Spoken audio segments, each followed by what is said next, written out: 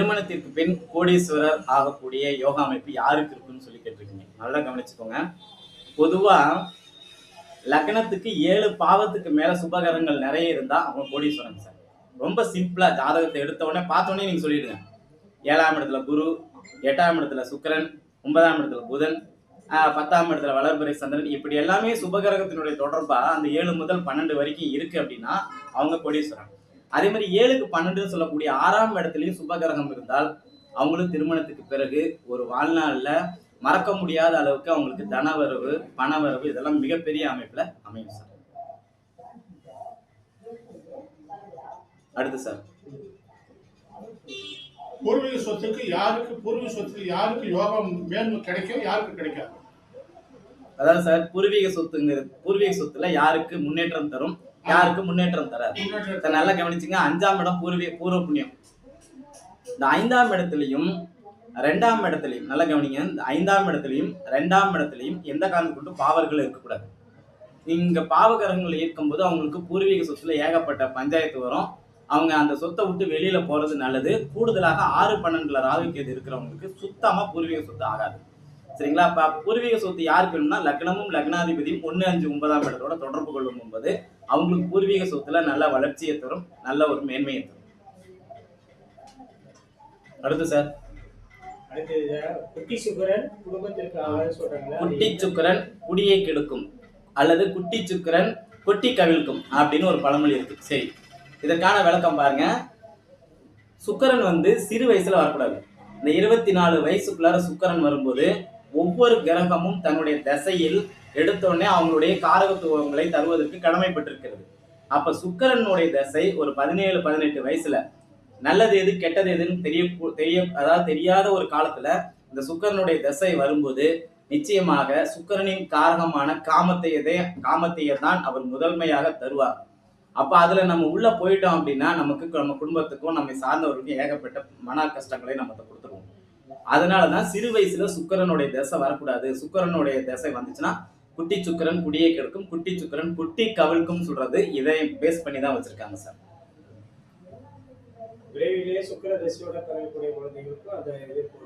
பொருந்தாது சார். ஏன்னா எப்படி பார்த்துக்கிட்டீங்க, அதாவது பிறக்கும் போதே ஒருத்தர் பரணி, பூரம், போராடம் இந்த 3 நட்சத்திரத்துல பிறந்துட்டாங்க அப்படின்னா அவங்களுக்கு பாத்தீங்கன்னா சுக்கிர தசை ஒரு எப்படி 15 வயசு to 16 வயசு தான் இருக்கும். அதுக்குள்ளாரே முடிஞ்சது அப்புறம் சூரியன் வந்துருவாரு. சூரியனுடைய தசைக்கு தகுந்த மாதிரி அவங்களுடைய எண்ணங்களும் செயல்பாடுகளும் மாறிடும். அப்ப அவங்களுக்கு இது ஒரு பெரிய பாதிப்பை தராது. நாம சொல்றது இந்த சுக்கிரனுடைய நட்சத்திரம் பரணி, பூரம், போராடம் முதல் பாதத்துல பிறந்தவங்களுக்கு 16 வருஷம் தான் இருப்பு இருக்கும். அதுக்கு மேலதானே அந்த 2 கட்டாத வயசுன்னு நம்ம சொல்லக்கூடிய வயசு. அதனால அது பாதிப்பு தராது. கல்வி ஏதாவது பாதிக்கிறது? கண்டிப்பாக கல்வியை பாதிக்கும். ஜாலியா இருப்பாங்க சார், சந்தோஷமா இருப்பாங்க, ஜாலியா இருப்பாங்க, தன்னை அழகுபடுத்திக்குவாங்க, தனக்கான தேவைகளை அதிகம் பண்ணிக்குவாங்க, அவ்வளவுதான் சார்.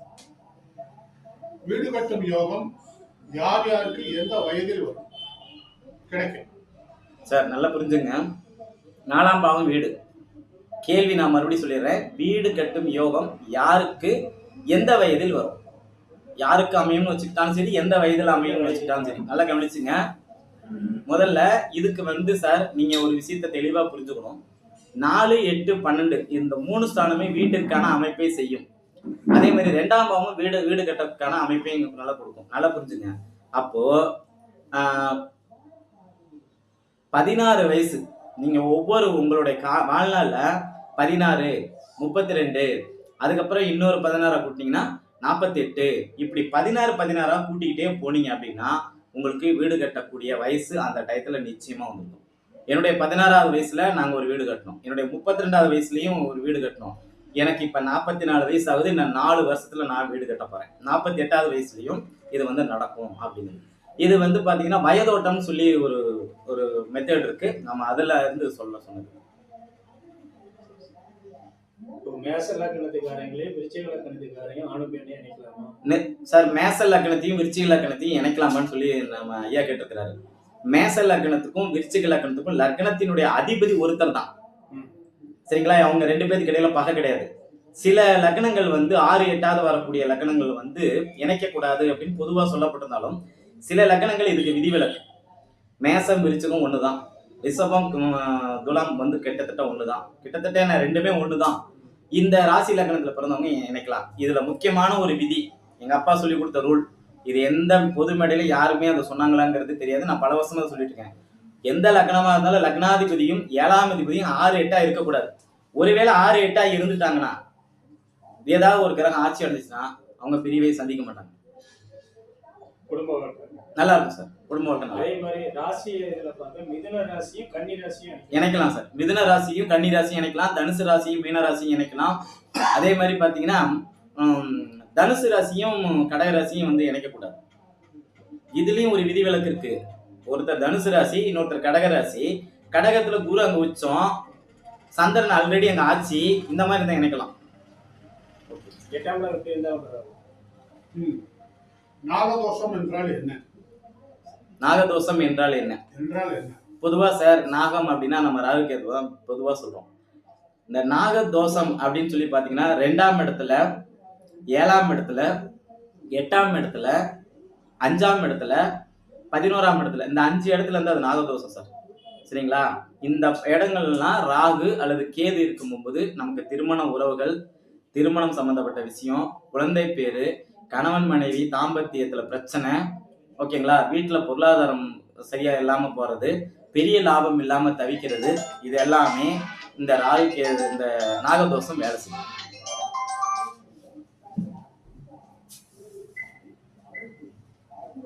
அடுத்து எதாவது கேளுங்க ஐயா.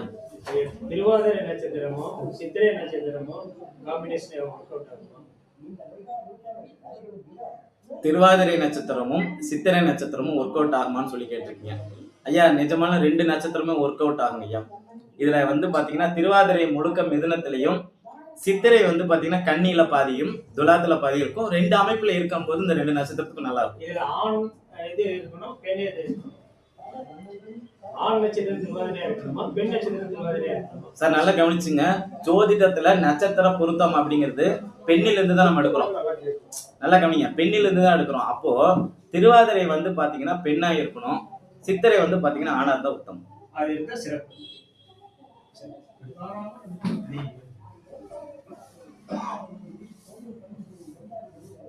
அதே மாதிரி ஒரே ராசி ஆண் பெண் ஒரே ராசியா இருக்கிறவங்கள இணைக்கும் பொழுது நட்சத்திரம் மட்டும் வேறுபட்டு இருக்கு. ஒரே ராசியில வேறு வேறு நட்சத்திரங்கள் இணைக்கலாமா? தாராளமா இணைக்கலாம். எனக்கு தெரிஞ்ச ஒரு கிளைண்ட் நம்மகிட்ட 20 வருஷமா ஜாதகம் பார்க்கிறவரு, கன்னிராசி, அவர் மனைவி வந்து கன்னிராசி சித்திர நட்சத்திரம், அவர் கன்னிராசி அஸ்த நட்சத்திரம். எங்க பகுதியில அவர் மிகப்பெரிய தனவந்தர், மிகப்பெரிய பணக்காரர், அரசு வேலையில் இருக்கிறார். ஆனா அது சுபகரக பார்வை இருக்கணும். சரி, எப்படி இருந்த போதிலும் நல்லது சார். ஒரே ராசியில வேற வேற நட்சத்திரங்கள்ல அவங்க வந்து இணைக்கலாம் அப்படின்னா தாராளமா இணைக்கலாம். ஒரே நட்சத்திரங்கள் மட்டும் இணைக்கக்கூடாது. அவங்க 2 பேரும் கன்னி ராசிக்குள்ள சனி போகும்போதெல்லாம் அவ்வளவு பெரிய கஷ்டத்தெல்லாம் அவங்க அனுபவிக்கல. நல்லா புரிஞ்சுங்க. ஏன்னா அந்த ஒரே நட்சத்திரம் ஒரே ராசி, அடுத்தடுத்த நட்சத்திரம் ஒரே ராசி, இதெல்லாமே பாத்தீங்கன்னா அந்த வீட்டுக்கு ஜென்ம ராகு, ஜென்ம கேது, ஜென்ம குரு, அதே மாதிரி நம்மளுடைய ஜென்ம சனி வரும்போது பாதிப்பை தரும் சொல்லி நம்ம வந்து கேள்விப்பட்டிருப்போம். ஆனா நான் லைவ்லயே பார்த்தேன், அவங்களுக்கு அப்படியெல்லாம் எதுவுமே நடக்கல. நல்லா தான் இருந்தாங்க. என்ன ஒரே ஒரு வேலையை மட்டும் செஞ்சேன், நீங்க தயவு செய்து வீடு மாறி இருங்கன்னு சொன்னேன், அவ்வளவுதான். அது பெருசா எதுவுமே நடக்கல சார் அவங்களோட லைஃப்ல. நல்லா தான் இருக்காங்க. சரி, நான் இன்னொரு கேள்வியும் சொல்றேன். நிறைய மேடைகள்ல வந்து நான் இந்த ஒரு விஷயத்த கேட்கிறேன். பூமேடதனில் துயிலும் ராஜயோகம்னா என்ன? மேசம், ரிஷபம், கடகம், கன்னி, மகரம், இந்த 5 வீட்டுல ராகு இருந்துட்டா மட்டும் பூமேடதனில் துயிலும் ராஜயோகம் பல பேர் பல மேடையில பேசிக்கிறாங்க. நான் ஆளெல்லாம் விமர்சிக்கல, இது பேசிக்கிறாங்க. முற்றிலும் இது தவறு. இப்படி இல்ல அந்த யோகம் சொல்லப்பட்டது. சரிங்களா? அதனுடைய உண்மையான பொருள் என்ன அப்படின்னு சொல்லி பாத்தீங்கன்னா, சென்ற நூற்றாண்டின் மிகப்பெரிய ஜோதிட ஜாம்பவான் திரு சிவா மேகநாதன் சார், நம்ம பொன்னையா சுவாமிகள் மட்டும்தான் அவர் பேரை சொல்லி சொல்லி ஒரு சில மேடைகள்ல பேசுறாரு. மற்ற ஜோதிடர்கள் யாருமே அவரை பத்தி பேசுறதே இல்லை. புளியூர்பாலை பத்தி பேசுறோம், இந்த மண்ணின் சொந்தக்காரர் நம்மளுடைய ஆத்தூர் மாதேஸ்வரன் ஐயாவை பத்தி பேசுறோம், இன்னும் இப்ப இருக்க ட்ரெண்டிங்ல இருக்கக்கூடிய எல்லா ஜோதிடர்களை பேசுறோம். அவரு தான் அந்த விஷயத்தை ரொம்ப தெளிவா சொல்லியிருக்கிறாரு. மூல நூல்களை சொல்லப்பட்ட விஷயத்தை இங்க நான் சொல்றேன். மேசம், ரிஷபம், கடகம், கன்னி, மகரம், இந்த 5 வீட்டுல ராகு இருந்து அதுக்கு நேர் 7ஆம் இடத்துல கேது இருக்கும். இந்த 2 வீட்லயும் ராகு கேது இருக்கு. இந்த நான் சொன்ன இந்த 5 வீட்டுல ராகு இருந்து அதற்கு கேந்திரங்கள்ல வேற எந்த கிரகமாவது இருந்தால், உதாரணத்துக்கு கன்னில ராகு, மீனத்துல கேது, தனுசுல சந்திரன், மிதுனத்துல வந்து சூரியன். மிகப்பெரிய பூமேடுதலில் துயிலும் ராஜயோகம் இதுதான் சார். ஜோதிடத்துல நிறைய விஷயங்கள் திரிக்கப்படுது. இந்த காமெடி மாதிரி தான். யாரோ ஒருத்தங்க அவங்க வீட்டுல இருந்து குதிச்சு போறாங்களா, யாரோ ஒருத்தன் தினம் வந்துட்டு போறாங்களா, கடைசியில அது எங்க போய் முடியும்? நம்ம வடிவேல் காமெடியில அப்படிதான் நீ போயிடுச்சு. அப்ப பூமேடத்தில் துயிலும் ராஜயோகம் அப்படின்னா மேச, ரிஷபம், கடகம், கன்னி, மகரம் இந்த 5 வீட்டுல ராகு இருந்து அதற்கு கேந்திரத்துல வேற எந்த கிரகம் இருந்தாலும் இதுதான் சார் உண்மையான பூமேடத்தில் துயிலும் ராஜயோகம். மேசத்துல ராகு இருந்து அந்த திசாபுத்தி நடக்கணும்.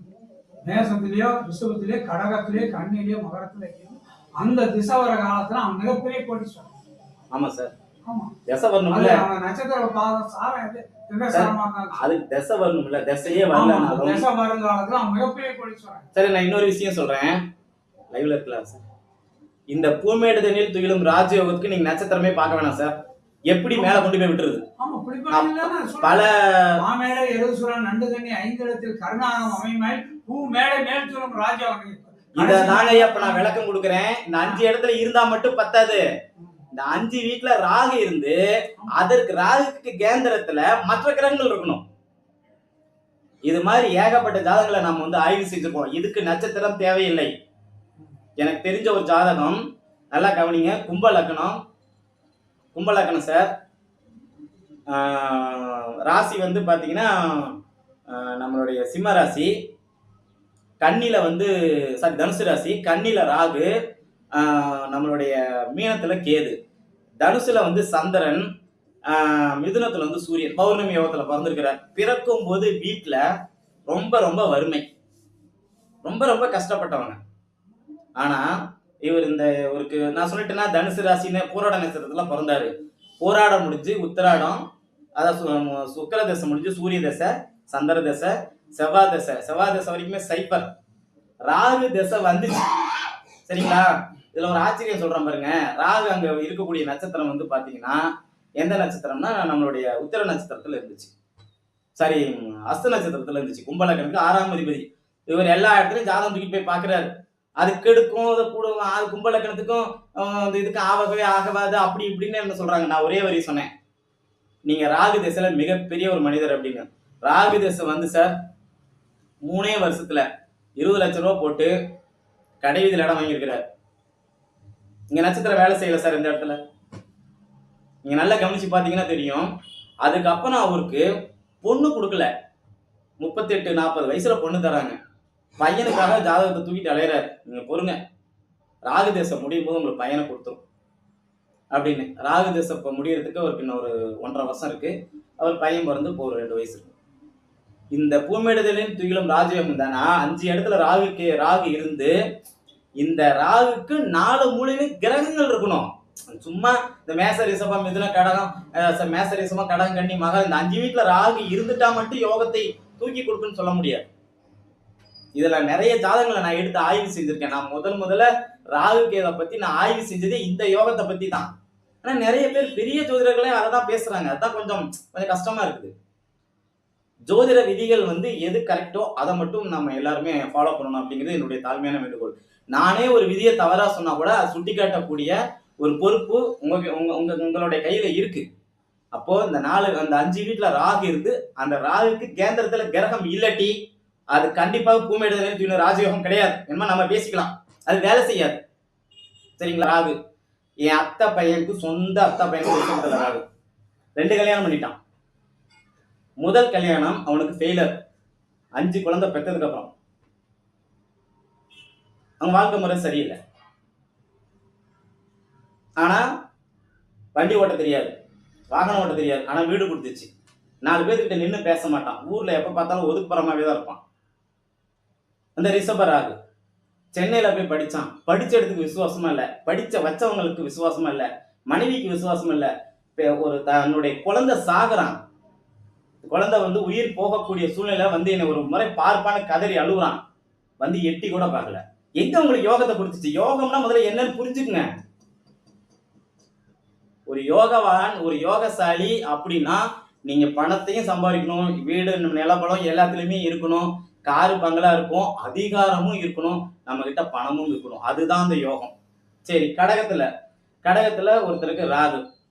சரிங்களா? இந்த கடகத்துல இருக்கக்கூடிய ராகு நல்ல யோகங்களை தருது. அரசு வகை ஆதாயம், ஒரு மக்கள் சேவை ஆற்றக்கூடிய ஒரு விஷயம், இதெல்லாம் மிக சிறப்பாகவே கொடுக்குது. கடக ராகு வந்து மிகப்பெரிய ஒரு யோகங்களை கண்டிப்பாக கொடுக்குது. அதுல எந்த மாற்று கருத்தும் கிடையாது. ஆனா தாய்க்கும் அந்த குழந்தைக்கும் கருத்து வேறுபடுவது, அல்லது இவருடைய மனசு சில நேரத்துல இவர் சொல்றதை கேட்காது.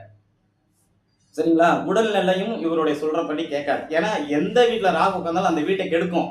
ஆனா அதுக்கு கேந்திரத்துல கிரகங்கள் இருக்கும்போது அந்த வீட்டை கெடுக்க மாட்டேங்குது. இதுதான் அந்த யோகத்தினுடைய அமைப்பு. ஓகே, வேற ஏதாவது கேள்வி? சகட யோகம் என்றால் என்ன? சரி, சகட யோகம் அப்படிங்கிறது வந்து பாத்தீங்கன்னா சந்திரனுக்கு மறைவு ஸ்தானங்கள்ல குரு இருக்கிறது சகட யோகம். 6, 8, 12 இதுல நிறைய விதிவிலக்கு இருக்கு. உங்க ஜாதகத்தை பார்த்தோன்னே சந்திரனுக்கு 6, 8, 12ல வந்து எனக்கு குரு இருக்கு, குருவுக்கு 6, 8, 12ல சந்திரன் இருக்கு, நீங்க கவலைப்படவே வேண்டாம். சந்திரனுக்கு எந்தெந்த வீடுகள்லாம் ரொம்ப பிடிச்ச வீடோ அந்த வீடுகள்ல இருந்து அந்த தோஷம் வேலை செய்யாது. சரிங்களா? அதே மாதிரி குருவுக்கு எந்தெந்த வீடுலாம் ரொம்ப பிடிச்ச வீடோ அந்த வீட்டுல இருக்கும்போது இந்த தோஷம் வேலை செய்யாது. தொழில் வெற்றி பெற கிரக அடைவு எப்படி இருக்க வேண்டும்? ஒரு தொழில் வந்து நல்லா வெற்றி பெறணும் அப்படின்னா அந்த கிரக அமைப்புகள் வந்து எப்படி இருக்குன்னு சொல்லி சார் கேட்கிறாரு. அதாவது பொதுவா தொழில் ஸ்தானம்ங்கிறது நம்மளுடைய 10ஆம் இடம் சொன்னாலும் 2ஆம் இடத்தோடையும் 6ஆம் இடத்தோடையும் 10ஆம் இடத்தோடையும் ஒரு சுபகரகம், மாபெரும் சுபகரம் சொல்லக்கூடிய குரு பகவான் வலிமை பெற்று அமர்ந்திருக்கணும். நல்லா புரிஞ்சுங்க. இந்த அமைப்புல இருக்கும்போது உங்களுக்கு தொழில் சார்ந்த விஷயம் மிகப்பெரிய ஒரு யோகத்தை கண்டிப்பாக தரும். ஓகேங்களா? இதுல இன்னொரு விஷயமும் இருக்கு. அதற்கு லக்னமும் லக்னாதிபதியும் நல்ல இடத்தில் இருக்கிற பட்சத்துல எதையும் அனுபவிக்கிறது நம்ம தான் சார். எதையும் நம்ம அனுபவிக்கணும். அதுக்கு லக்னம் நல்லா இருக்கணும், லக்னாதிபதி நல்லா இருக்கணும். இந்த 2 அமைப்பு இருக்கும்போது 2, 6, 10 சுபகிரகத்தோடைய தொடர்பு இருந்துச்சுன்னா உங்களுக்கு நம்ம தொழில் சார்ந்த வகையிலும் சரி, நம்ம சொந்த தொழில் ஆகட்டும், இடத்துல போய் வேலை செய்யற அமைப்பாகட்டும், அல்லது நீங்க ஒரு நிறுவனத்தை வச்சு நடத்தக்கூடிய அமைப்பாக இருக்கட்டும், இதெல்லாம் உங்களுக்கு சிறப்பான ஒரு அமைப்பு தரும். திடீர் தனயோகம் இருக்கு. சரி, இந்த ஒரு கடைசி கேள்வி. திடீர் தனயோகம் உங்களுடைய ஜாதகத்துல 2ஆம் அதிபதி, 5ஆம் அதிபதி, 8ஆம் அதிபதி, அதன் பிறகு 11ஆம் அதிபதி, இந்த 4 கிரகத்தோட லக்னாதிபதி தொடர்பு கொண்டு இந்த 4 கிரகத்துக்கு இடையில குறைந்தபட்சம் 2 ஜோடி கிரகமாவது நட்பு நிலைமையில இருக்கும்போது கண்டிப்பாக உங்களுக்கு திடீர் தன யோகம் உண்டு. ஓகேங்க சார், தேங்க்யூ சார்.